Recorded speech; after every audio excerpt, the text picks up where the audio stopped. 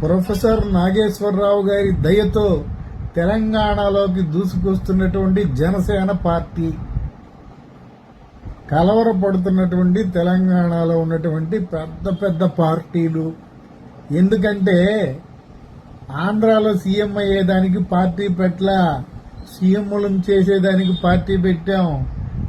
ఆంధ్రాలోనే నేను సీఎం కాలేకపోయా, తెలంగాణలో ఏమవుతాను అని చెప్పినటువంటి అర నిమిషంలోనే ఎస్ నేను ఇక్కడ పార్టీ పెడతా, ఇక్కడ పోటీ చేస్తా, ఇక్కడ తిరగతా అనేసాడయ్యా.